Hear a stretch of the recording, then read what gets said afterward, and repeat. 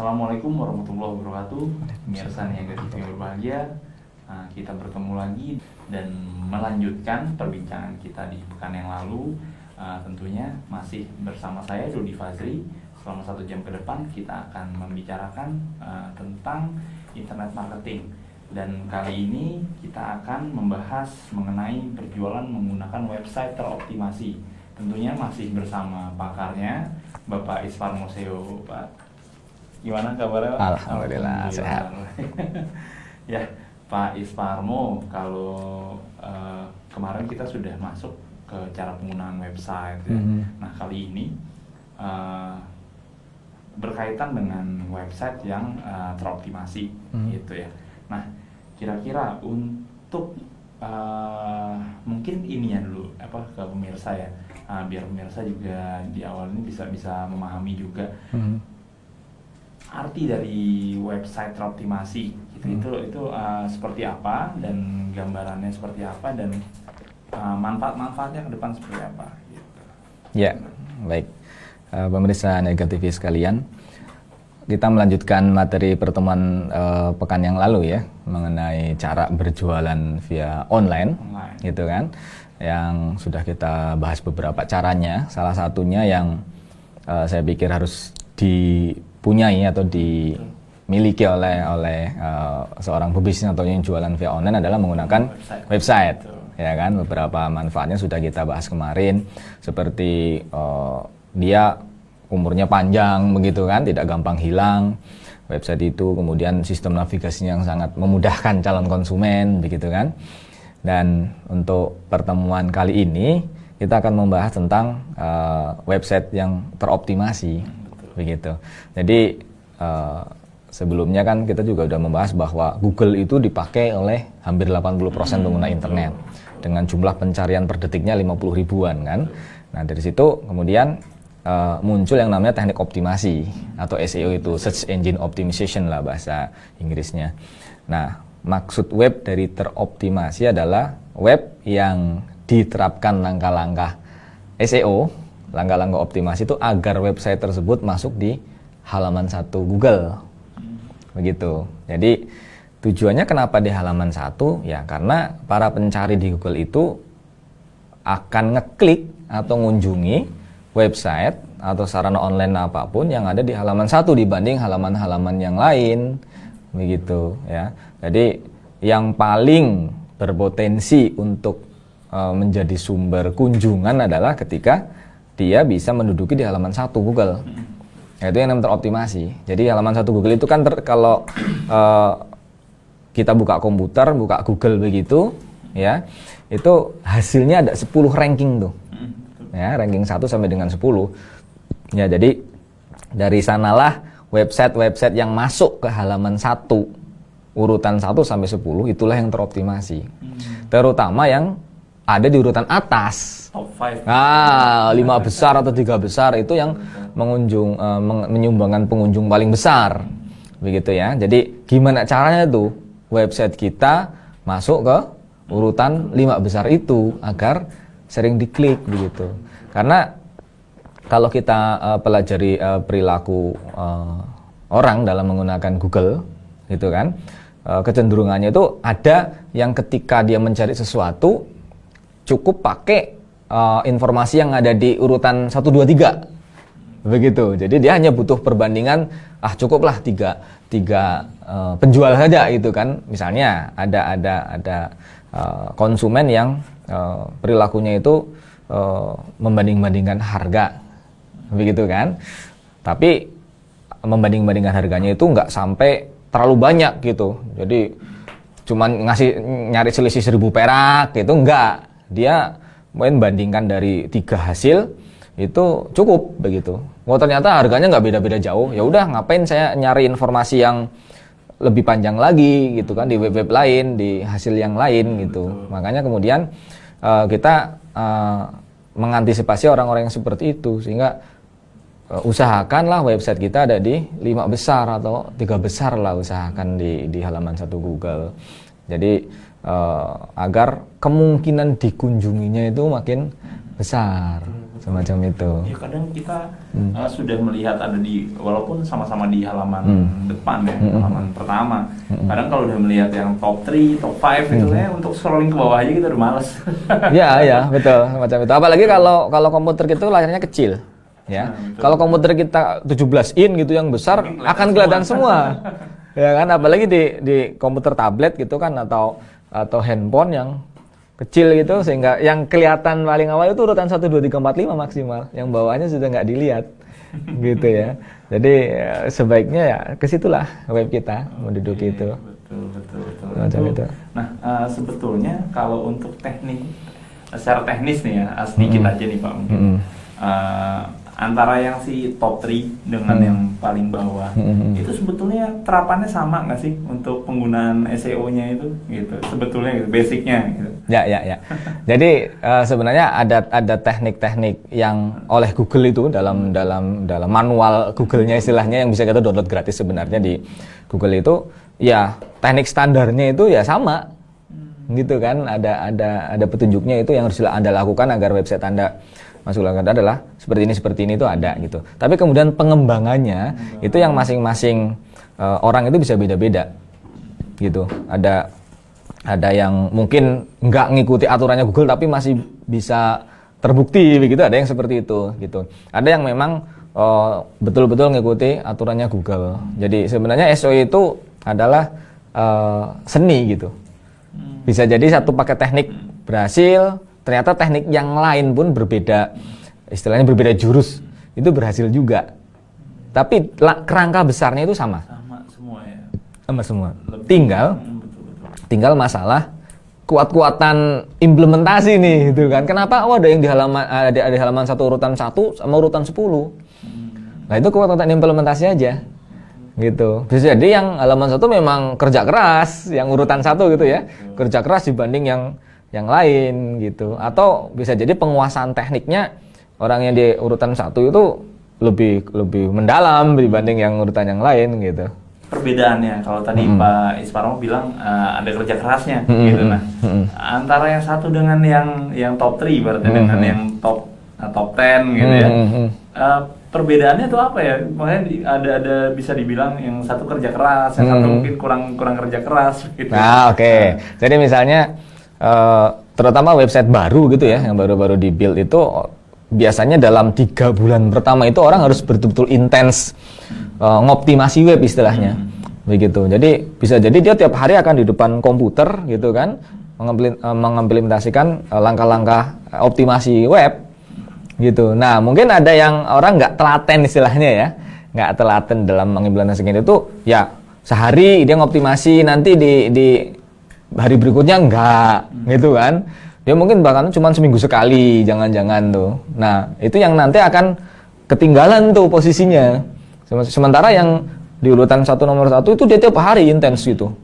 Bahkan mungkin waktunya ya diluangkan semua untuk membangun website yang kuat di awal begitu. Karena memang kuncinya untuk web baru ya 3 bulan pertama itu yang paling intens dilakukan.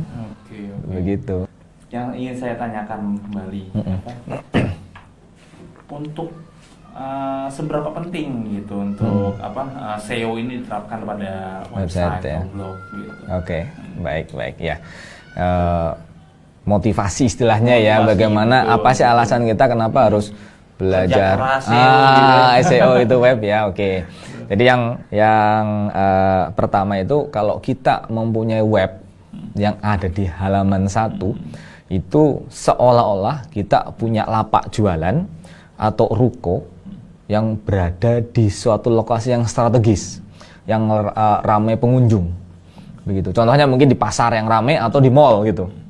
Jadi ramai sekali pengunjung sehingga kemungkinan dikunjungnya besar. Gitu kan? Kalau kemungkinan pengunjungnya besar, maka kemungkinan terjadi transaksi jadi besar juga kan? Anggaplah kita pakai teori 1:10 lah. Kalau 1:10:100. Ada 100 pengunjung nih di suatu pasar atau mall gitu ya. Kemudian masuk ke mall tersebut. Nah, lapak kita ada di dalam mall itu tuh, di dalam pasar itu. Kemudian ada 10 orang yang mengunjungi. Nah, maka akan ada kemungkinan 1 orang transaksi.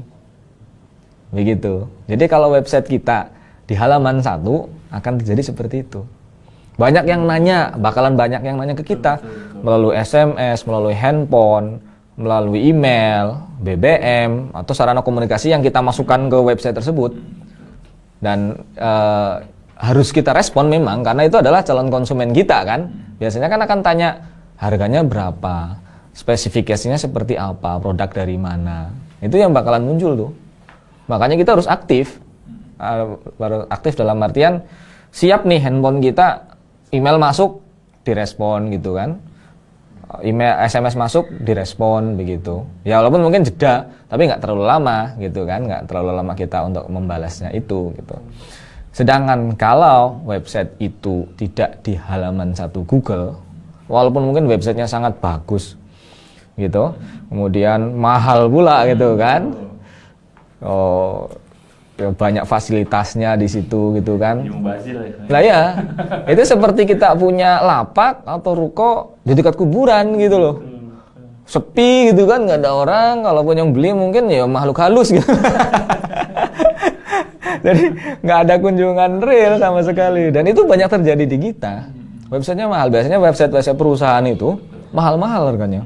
Mungkin bisa puluhan juta, bisa sampai 30 juta. Nah, tapi ketika di search di Google dia nggak muncul. Malah yang top 5 biasanya yang perorangan ya.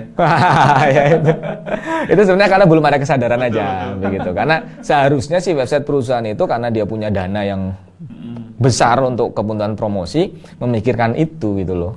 Semacam itu. Minimal ada satu orang yang bisa maintain. Nah, ada orang yang bisa maintain setiap saat seperti itu ya. Kalau perusahaan saran saya harus ada karyawan IT atau apa namanya gitu, divisi di bawah divisi marketing atau pemasaran yang memang konsen di masalah website itu gitu loh, memantau pergerakannya website, bagaimana pergerakan si kompetitor, websitenya kompetitor juga seperti apa gitu, sehingga dia punya istilahnya antisipasi nih.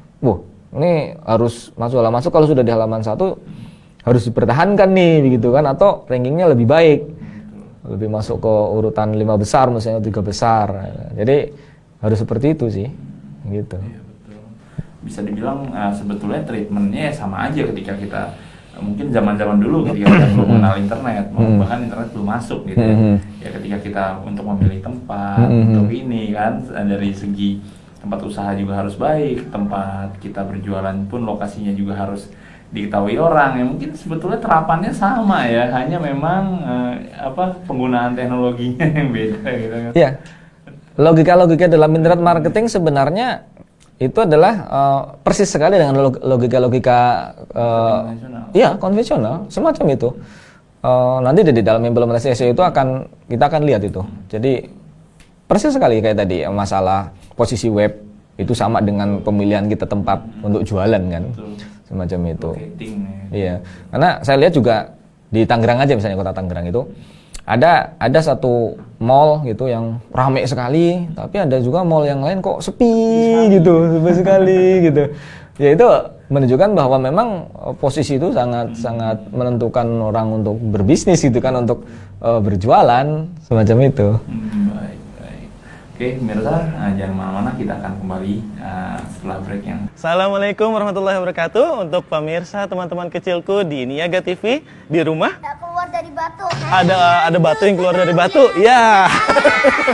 Nah, mau tahu kisah selengkapnya? Kisah anak soleh atau cinta Islam.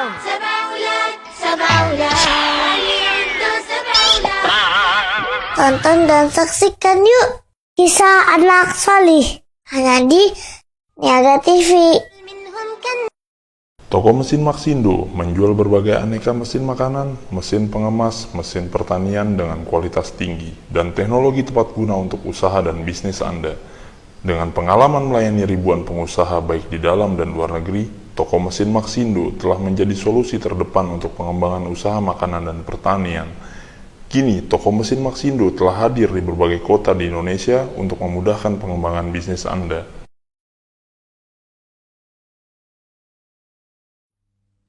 Ingin profit naik? Atau ingin dikenal? Iklankan produk dan bisnis usaha serta lembaga Anda sekarang juga. Hanya di Niaga TV. jaringan TV satelit, YouTube, website, dan jaringan sosial media. Dan Niaga TV Group, laku, sukses, berkah.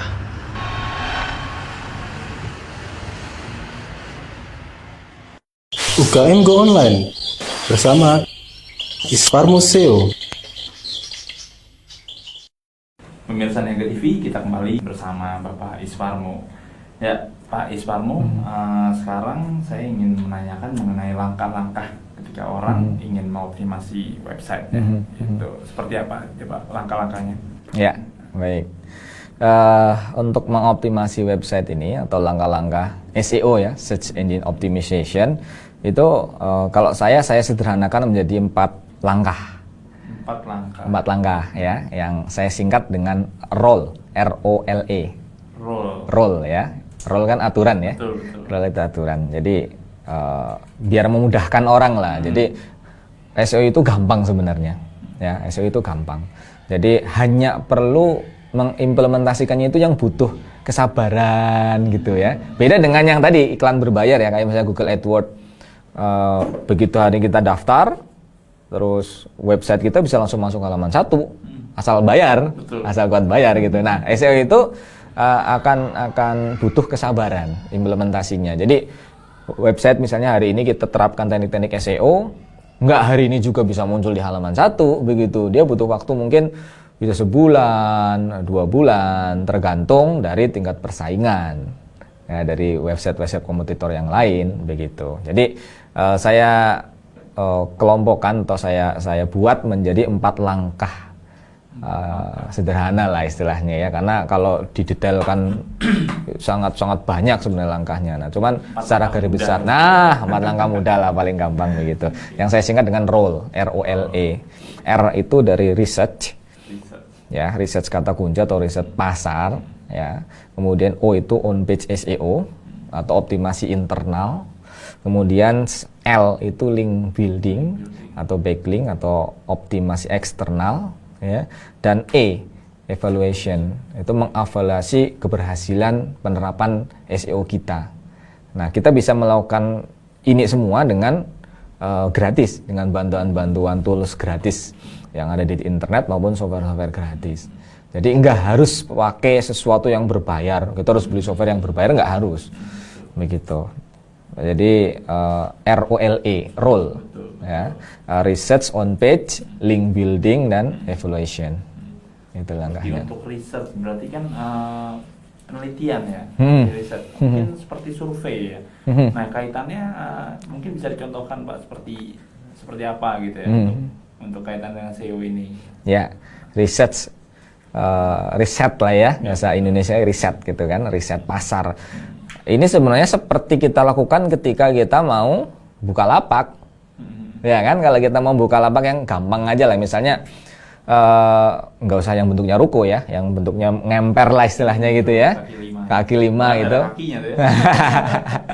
Misalnya kita bakalan nyari tempat-tempat yang di situ ada kumpulan massa, begitu kan? Misalnya nih ada pasar malam, gitu kan, atau tempat olahraga nih kalau hari Sabtu atau Minggu itu kan tempat orang ngumpul. Nah, di situ bagian dari riset itu gitu loh. Nggak sembarangan kan kita asal tiba-tiba ngelapak di emperan nggak tahu di mana tempatnya. Oh, percuma dong. Kita nggak ada konsumen yang bakalan dateng gitu kan. Atau salah juga.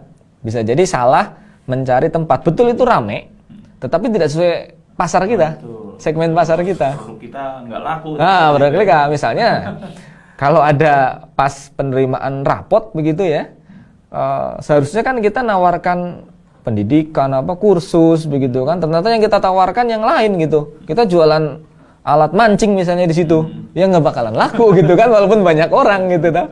Kemungkinan terjadinya transaksi sangat sedikit begitu. Tapi kalau kemudian pas target pasarnya, maka akan mendatangkan pembeli gitu kan. Nah, seperti di dalam research online juga semacam itu. Jadi risetnya adalah untuk mengetahui sebenarnya yang dicari oleh calon konsumen kita menggunakan Google terutama itu apa gitu. Itu sebenarnya. Ya. Jadi melakukan risetnya itu kita harus berpikiran seperti calon konsumen. Betul.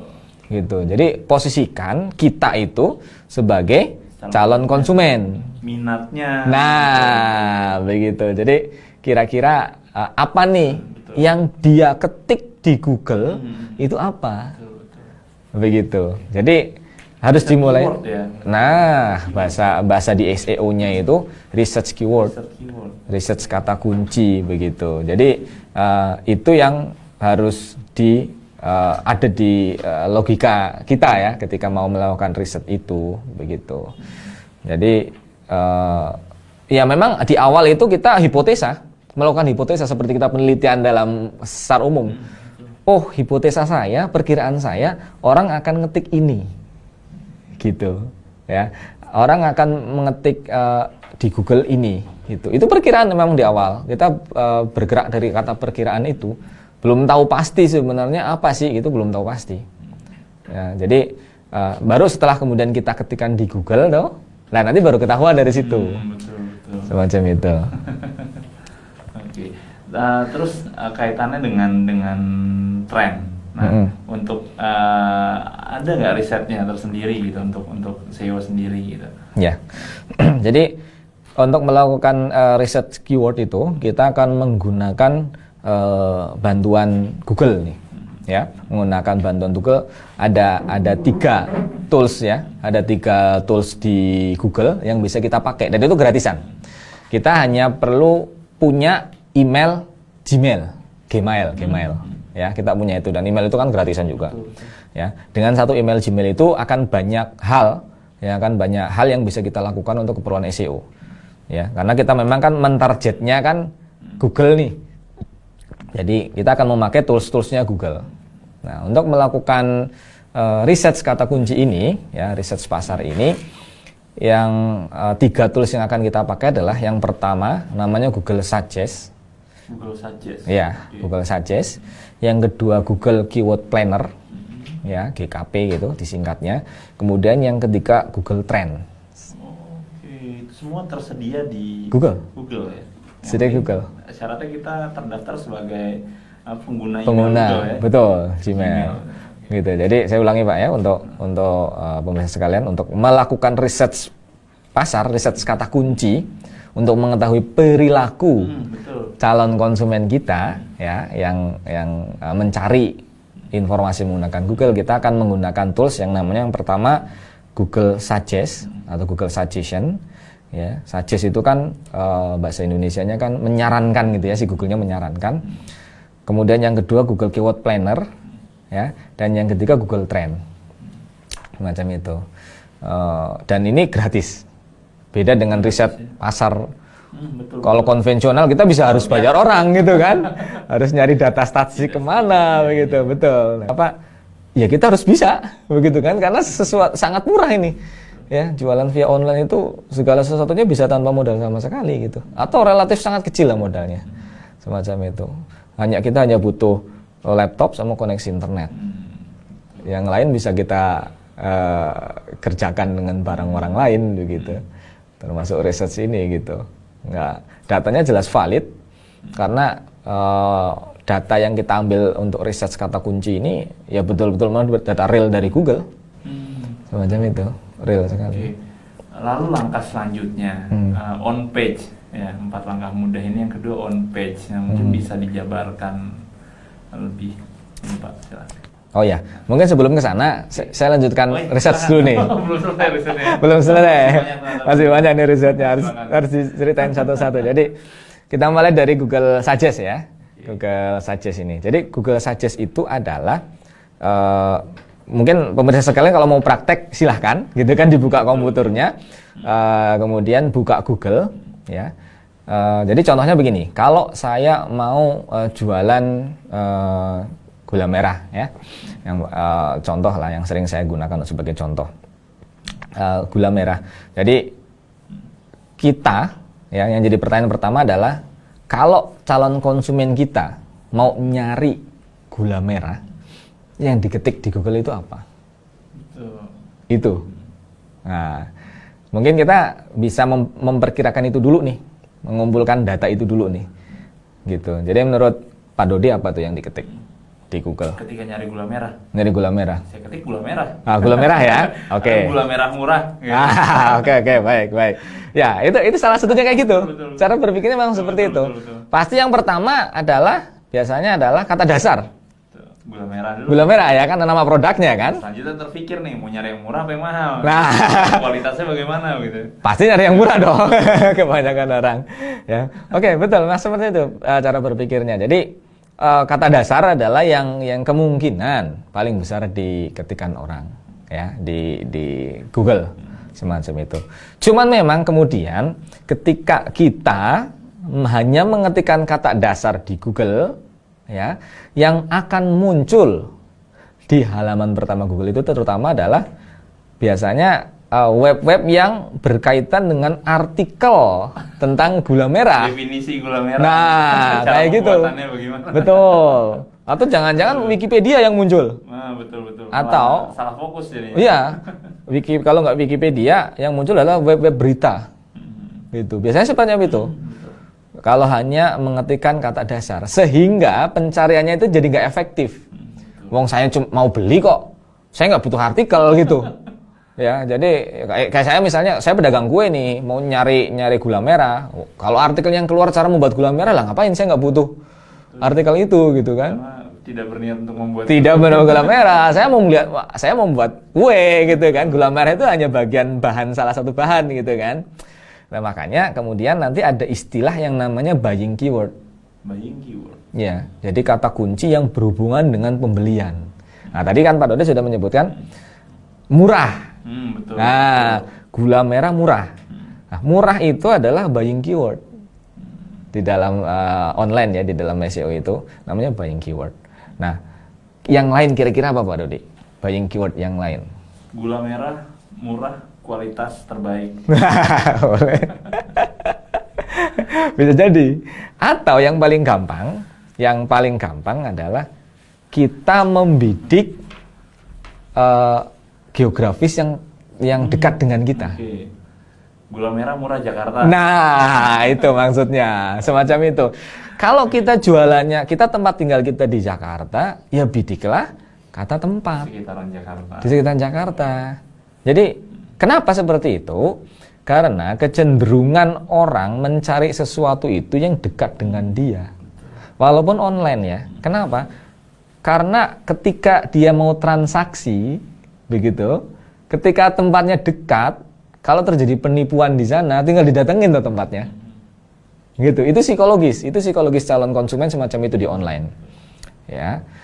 Apalagi kalau transaksinya besar ya, pasti dia akan mengunjungi tempatnya dulu.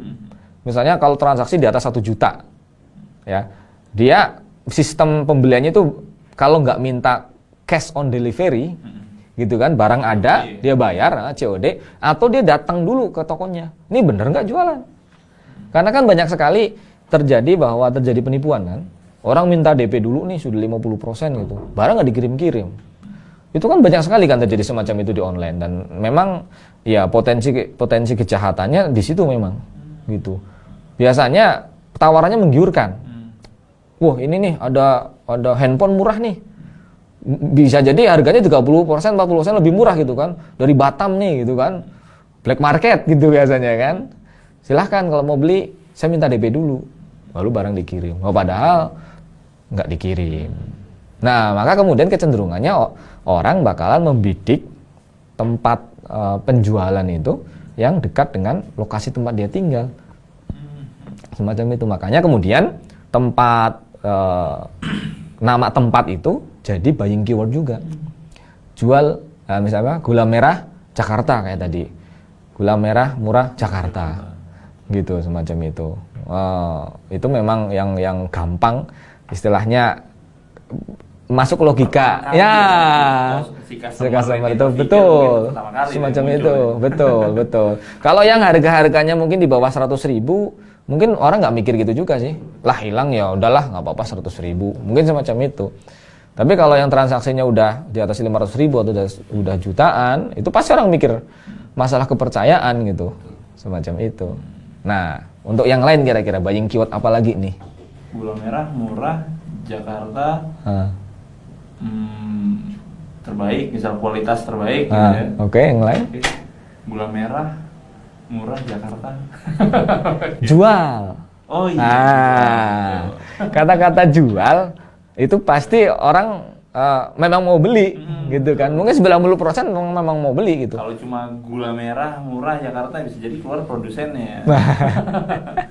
Ya, jadi jual gula merah, kata-kata jual itu juga buying keyword. Ya. Jual baju muslim gitu, jual mobil apa gitu. Itu bisa dipastikan yang bakalan muncul di halaman satu Google itu adalah web-web yang jualan semacam itu. Gitu. Lalu apalagi Pak? Tadi Google Suggest, Ya, Google Keyword Planner ya. Sama Google Trend, ya. Oke. Bagaimana itu? Oke. Google Trend ya. Baik, saya lanjutkan dulu tentang buying keyword ya sebelum masuk yang ke lain. Karena ini penting nih, penting untuk dasar pemikiran kira-kira yang diketik calon konsumen apa begitu ya. Jadi tadi nama tempat ya, kemudian kata-kata murah, kata-kata jual. Yang lain adalah buying keyword itu distributor. Distributor. Nah gitu. Orang akan mencari harga termurah kan. Grosir biasanya. Nah, grosir juga bisa. Grosir, distributor, atau pabrik mungkin. Gitu kan, produsen. Nah, gitu. Kenapa? Orang kecenderungan kepengen langsung ke pusatnya. Betul. Gitu kan, distributor berarti kan dia tangan pertama setelah produsen dong, kalau distributor. Karena bisa jadi produsen dia nggak memasarkan langsung. Yang memasarkan adalah distributornya. Maka pasti harga dari ini nggak jauh beda dengan harga yang dari produsen. Semacam itu. Atau bahkan ngetik produsennya. Karena konsumen nyasar langsung ke pusatnya aja. Gitu kan, langsung ke pusatnya aja. Pasti itu paling murah dong. Dibanding rantai yang berikutnya gitu. Urutan-urutan yang berikutnya. Semacam itu. Atau kemudian pabrik juga. Pabrik juga tambahan kata-kata pabrik. Itu juga pasti sama kayak produsennya kan berarti. Pusat misalnya. Pusat. Ya semacam itu. Jadi atau grosir tadi ya. Jadi itu yang perlu kita masukkan dulu nih Google. Jadi Google Suggest itu ketika kita ngetik misalnya nih gula merah gitu ya. Gula merah murah. Misalnya kita tambahkan kata di gitu ya. Gula merah murah di. Nanti si Google itu secara otomatis itu akan melanjutkan. Betul. Di bawah ada. Di bawahnya. Nah, itu suggest-nya. Jakarta, Tangerang, Bandung, Betul. Bogor gitu ya. Itu maksudnya. Termasuk jual gula merah juga. Jual gula merah, nanti juga belakangnya akan melanjutkan tuh. Jual gula merah murah kah? Atau jual gula merah serbuk? Atau jual gula merah turunannya tuh, kata-kata turunan yang. Dan kena Google itu bisa menampilkan nih, menampilkan suggest-nya itu bukan semata-mata ini adalah kata yang berhubungan dengan gula merah tok, dengan produk itu bukan. Tapi Google bisa menampilkan kata-kata lanjutannya itu karena kata-kata itu sering diketik sama orang di Google. Jadi bukan semata-mata karena vocabulary ini similar word, bukan. Oh. Itu adalah data memang sering diketik gitu. Populer ya. Iya. Populer. Dan diketiknya bukan sekali dua kali, sering diketik orang dan berlanjut beberapa waktu gitu loh. Semacam itu. Kita bisa sampai kemudian membuat agar Google menampilkan kata-kata kita bisa dengan cara kita nge-search di ini handphone atau di itu tiap hari gitu, minimal 1 bulan. Sering-sering aja tuh Iya, ketik itu ya, betul, searching betul. gitu. Dari nggak dikenal sampai Betul. akhirnya diingat sama Betul. Google. Jadi misalnya kita mau mensuggestkan nih, biar jadi suggest gula merah Dodi gitu ya, bisa. Diketik aja tiap hari gitu. Terobsesi jadi artis mungkin. Gitu. Bisa semacam itu dibikin brand semacam itu. Ya, itu Google Suggest. Jadi dia akan memberikan saran ke Google, ke pengguna Google itu, pengguna internet. Kata-kata apa nih lanjutannya? Barangkali Anda tertarik loh dengan lanjutannya itu. Mungkin itu yang Anda butuhkan. Nah, itu namanya Google Suggest. Begitu. Oke. Yang selanjutnya Pak? Nah, yang selanjutnya setelah Google Suggest adalah Google Keyword Planner. Keyword Planner. Ya, GKP. Nah, kalau Google Suggest tadi kita nggak perlu pakai masukan email kita ya. Nah, bisa. Tetapi biasanya yang muncul kalau Google Suggest itu tanpa memasukkan email hanya 4 atau 5 saja. kata-katanya tuh yang muncul. Ya. Tetapi kalau kita login ke Gmail itu bisa menampilkan 10. Nah, semacam itu. Nah, dengan bantuan layanan online tertentu kita bisa menampilkan banyak. Bukan hanya 10 tapi banyak. Gitu. Nah, untuk yang selanjutnya namanya Google Keyword Planner. Nah, Google Keyword Planner itu adalah lebih detail lagi datanya dibanding Google Suggest. Kalau Google Suggest hanya sekedar dia memunculkan kata-kata yang sering diketik gitu ya sama orang di Google Keyword Planner itu akan menampilkan data pencariannya dalam 1 bulan. Kata-kata itu diketik berapa kali di Google itu ditampilkan. Semacam itu, ya. Jadi itu sangat detail. Jadi kata-kata misalnya tadi kalau gula merah saja kata dasar itu berapa pencariannya. Dia itu ngambil datanya itu 11 bulan yang lalu. Jadi data pada 11 bulan yang lalu sama aja di rata-rata tuh. Ketemulah nanti data di situ yang namanya average monthly search. Gitu ya, average monthly search itu data pencarian rata-rata bulanan. Nah, itu sangat detail tuh. Jadi gula merah biasanya kalau kata dasar dia akan muncul paling banyak diketik orang. Ya, tapi biasanya itu tadi setelah ngetik kata-kata dasar dia akan ngetik kata yang lain yang mengandung buying keyword. Semacam itu. Nah, acuan jumlah itulah yang kemudian nanti bisa jadi acuan kita dalam mengoptimasi kata itu di website. Semacam Baik, itu. pemirsa, semakin seru nih pembicaraan kita dan jangan kemana-mana, kita akan kembali setelah break yang berikut ini. Nikmati suasana belajar dengan udara segar, suasana tenang, nyaman dan asri dengan bimbingan para ustadz yang mumpuni. Bergabunglah bersama kami di MTS Tahfidzul Quran Boarding School, Pesantren Riyadhus Shalihin Banyumas. Membentuk generasi Qurani dambaan hati. Hubungi 0857 4705 7691, 0822 2510 2706. Klik www.riyadhussolihin.com. Labbaik Allahumma labbaik, labbaik. Dollar all in, pesawat Etihad Airways, Hotel Bintang 3, Makkah, Nada Al Khalil atau setara, Madinah, Mukhtaroh atau setara.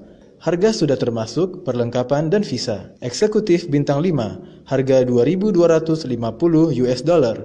All in, pesawat Etihad Airways, Hotel Bintang 5, Makkah, Pullman, Zamzam atau setara, Madinah, A'raq, Ekik atau setara. Harga sudah termasuk perlengkapan dan visa. Harga diskon $50 US dollar untuk pendaftaran sebelum tanggal 15 Juli 2016. Raih keunggulan travel sahabat Niaga TV. Didampingi dan dibimbing agar bisa menjalankan umroh sesuai dengan tuntunan Nabi Sallallahu Alaihi Wasallam.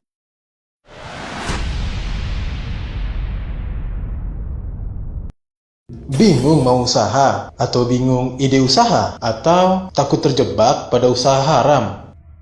Pasang Niaga TV aja. Nanti ada menunya di situ, tinggal di order aja. Usaha itu berasal dari kata dasarnya apa? Usaha. Punya menu andalan nasi goreng. Dan channel TV Islam untuk belajar Islam kafah, dan pilihan TV edukasi untuk membentengi buah hati dan keluarga dari media perusak generasi. Niaga Store menyediakan pemasangan parabola 1,5 sampai dengan 2 juta bebas iuran bulanan seumur hidup. Kami hadirkan Niaga TV dan channel TV Islam berkualitas plus live Masjidil Haram dan Masjid Nabawi. Bismillahirrahmanirrahim. Al-Qari'ah. Gambar lebih jernih, bebas biaya bulanan, dan gratis pemasangan, gratis maintenance 3 bulan. Melayani pemasangan wilayah Sumatera, Kalimantan, Sulawesi, Jabodetabek, Jawa Barat, Jawa Tengah, Jawa Timur, dan daerah lain di Indonesia. Hubungi hotline kami di 0813 2969 5359 atau 0857 4703 1334. Lowongan Sales Officer Umroh Sahabat Niaga TV. Persyaratannya adalah pria, maksimal usia 27 tahun, pendidikan minimal SMU, nilai rata-rata 7, pengalaman kerja minimal 2 tahun yang berhubungan dengan penjualan, rajin, jujur, berakhlak mulia, mampu bekerja dengan target, mampu berkomunikasi dan bernegosiasi dengan baik, menguasai komputer dan internet. Penempatan Jakarta, Surabaya, Makassar, Bandung, Semarang, Palembang, Medan, Lampung, Yogyakarta, Malang, Blitar, Bekasi. Kirimkan lamaran dan CV ke rdinisukses@gmail.com dengan judul lamaran umroh.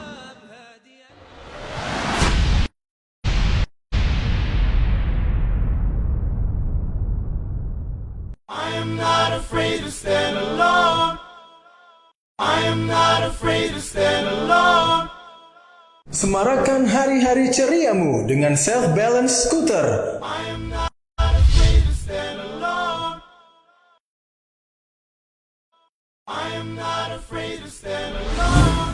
Dapatkan diskon hingga 25%.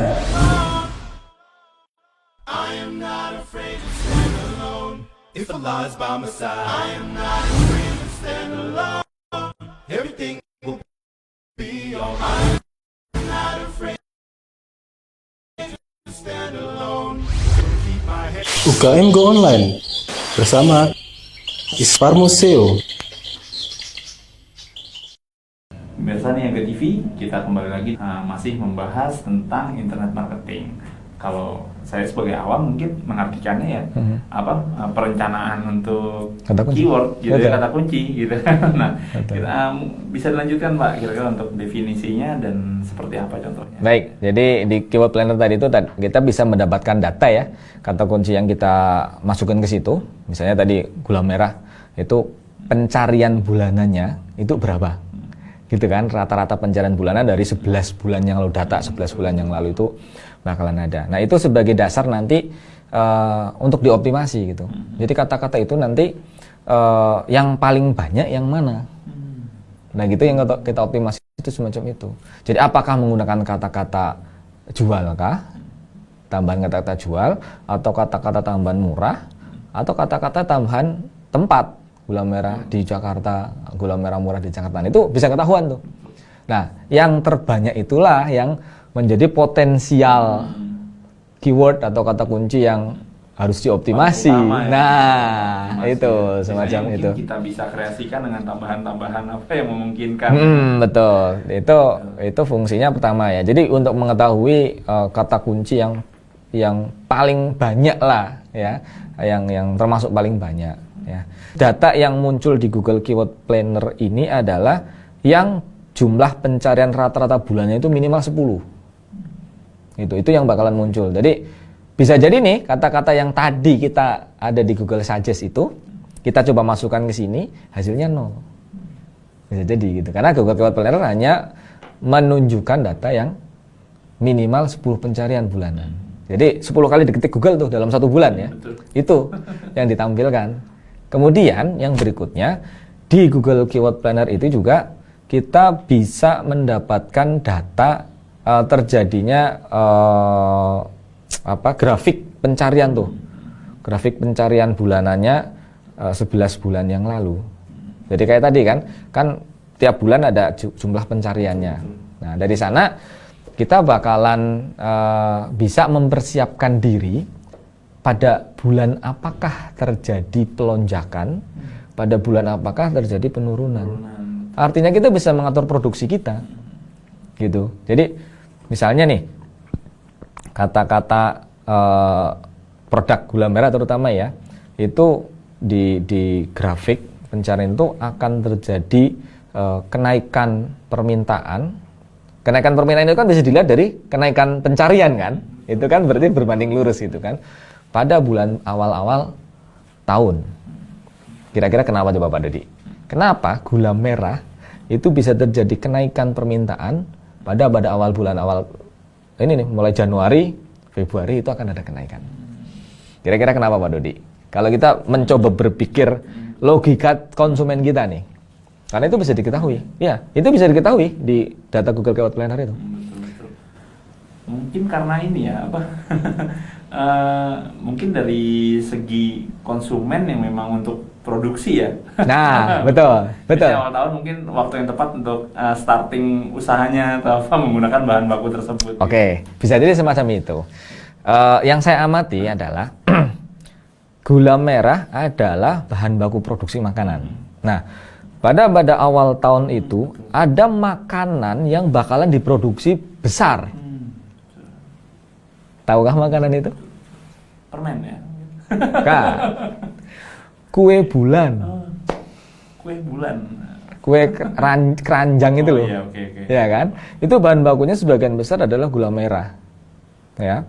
Itu bakalan diproduksi besar menjelang tahun baru Imlek. Nah, itu maka Dodol itu ya. Nah, dodol itu loh. Ya, bener kan kue keranjang itu namanya ya. Nah, itu maka di awal-awal tahun, awal-awal bulan, karena kan biasanya kalau nggak di Januari, Februari gitu ya, itu bakalan terjadi permintaan yang besar. Nah, kalau kita nggak tahu tren itu, maka kita nggak siap tuh, nggak mempersiapkan produksi, kita genjot di awal tahun, santai-santai aja gitu kan, ternyata melonjak. Loh kan sayang sekali kan, Peluang ya. melewatkan momen itu betul. Nah, itu data bisa kita dapatkan dari keyword planner. Nah, yang berikutnya data tools Google yang bisa kita pakai untuk research keyword namanya Google Trends. Google Trends. Nah, Google Trends ini bisa menganalisa tren tahunan, bahkan dari misalnya sekarang 2015 itu sampai awal-awal tahun 2000. Jadi, kalau tadi kan cuman bulan ya, 11 bulan yang lalu, ini bisa 10 tahun yang lalu kita analisa. Sampai seperti itu kalau di Google Trend. Mungkin tren bulanan, tren tahunan ya. Iya, Google Trend itu bisa tren, yang paling gampang gini. Saya bisa melakukan analisa pasar. Dulu mungkin pemirsa sekalian juga tahu ya di tahun 2000-an itu, pertengahan 2000-an itu ada tren yang sangat tinggi yang bikin saya ini nggak masuk akal gitu sebenarnya. Ingatkah ada nama tanaman yang namanya gelombang cinta? Gelombang cinta. Nah, anthurium. Anthurium, betul. Itu saya sangat heran dengan tanaman itu, nggak ada bunganya, cuman daun warnanya hijau, Harganya puluhan juta. mahal banget gitu. Ya karena waktu om saya itu jualan itu gitu kan, mahal sekali. Yang bibitnya aja tuh yang masih kecil, cuman ada 3 daun itu, harganya bisa 150.000. Itu masih kecil itu ukuran senti. Nah, saya heran kok bisa semacam ini. Nah, kita bisa menganalisa tren itu. Kita bisa ngelihat dengan data Google Trend ini, ya, pemirsa sekalian bisa tahu bahwa tren tanaman gelombang cinta atau anthurium ini hanya terjadi di tahun 2007-2008. Setelah itu drop pencariannya.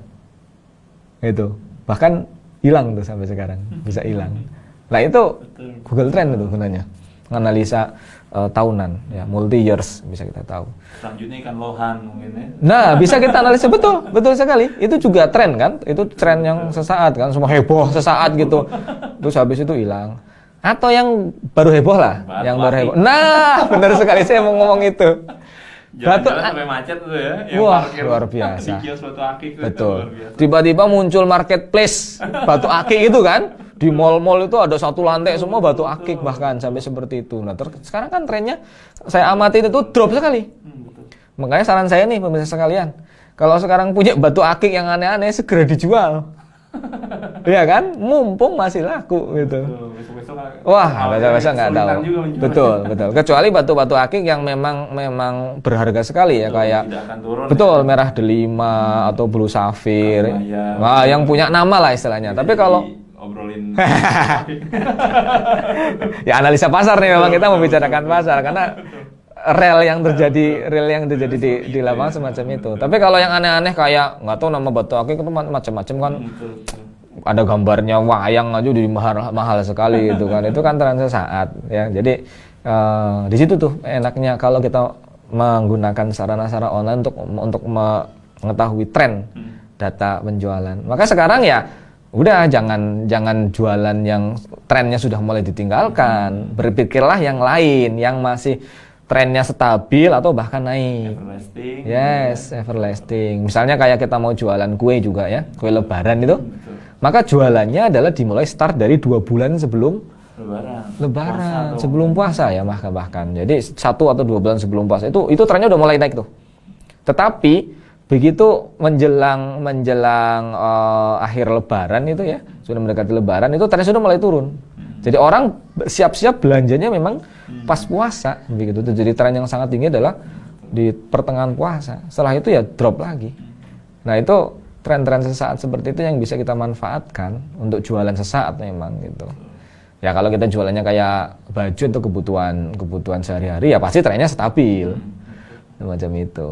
Nah, gitu. Jadi gunanya riset pasar adalah untuk mengetahui apa sih yang perilaku konsumen, apa yang diketik di Google ketika mencari sesuatu yang berhubungan dengan produk kita. Betul. Itu penting sekali. Karena data itulah yang nanti harus masuk ke website kita. Dan setelah itu berarti keyword-keyword yang sudah mungkin kita pilih dari riset tersebut itu didaftarkan gitu ke Google atau gimana? Oh enggak, dimasukkan ke Google. Dimasukkan ya? Maksud saya dimasukkan ke website. Oh gitu, oke. Jadi supaya si website ini agar mudah dikenali gitu oleh Google ya. Betul. Yang nyari rekomendasi pertama berarti mungkin website ini karena. Betul. Tapi lumayan ya, memang perlu kerja keras berarti untuk rajin-rajin menjaga posisi website tersebut ya. Betul. Oke, Pak Isparmo nih pembicaraan kita memang cukup seru dan tentunya masih banyak yang pasti akan kita ulas mengenai internet marketing. Hanya saja sudah berlalu 1 jam dan insya Allah kita akan lanjutkan pembahasan mengenai internet marketing di pekan yang akan datang.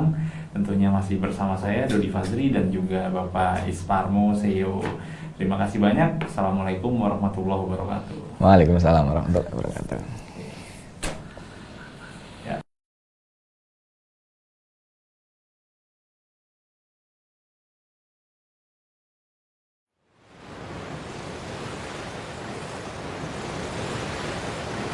Mungkin kau tak tahu di mana rizkimu, tapi rizkimu tahu di mana engkau.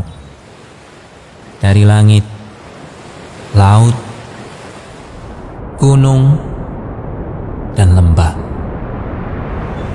Rabb memerintahkannya menujumu. Allah berjanji menjamin rizkimu, maka melalaikan ketaatan padanya demi mengkhawatirkan apa yang sudah dijaminnya adalah kekeliruan berganda.